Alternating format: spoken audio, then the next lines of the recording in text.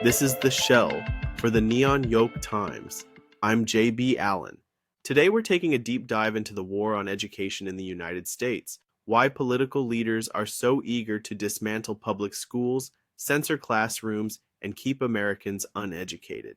Because make no mistake, an informed public is dangerous to those in power. For years, conservative lawmakers have waged war against the Department of Education, turning schools into battlegrounds.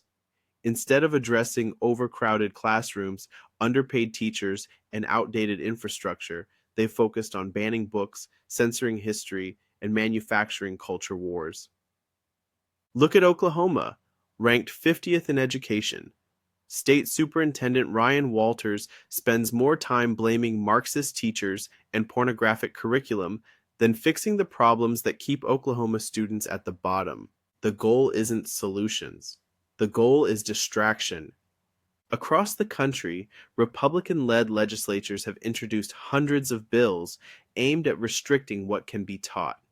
Florida passed laws banning lessons on systemic racism and LGBT plus history. Texas targeted books that address slavery, gender, or reproductive rights. Tennessee legislators tried to criminalize teachers who discuss topics deemed divisive. These aren't policies designed to improve education. They're policies designed to limit truth. If people don't know their history, they can't recognize when it's repeating itself. At the same time, we're watching another trend: the militarization of police, the gerrymandering of underprivileged communities, and the steady erosion of voting rights. These are connected. When education is dismantled, critical thinking disappears.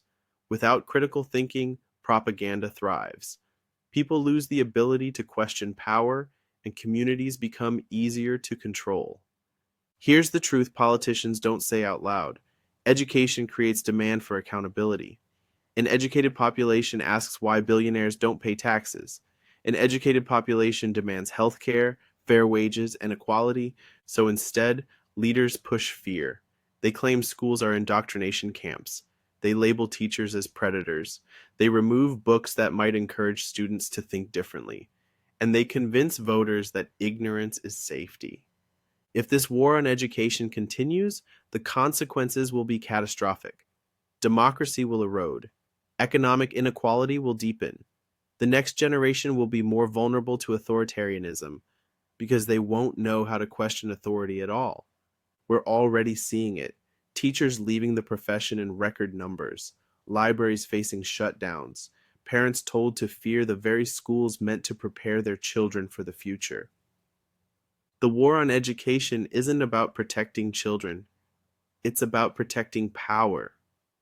And unless we fight back by defending truth, by supporting teachers, and by demanding better, America will raise a generation stripped of knowledge, stripped of opportunity, and stripped of freedom.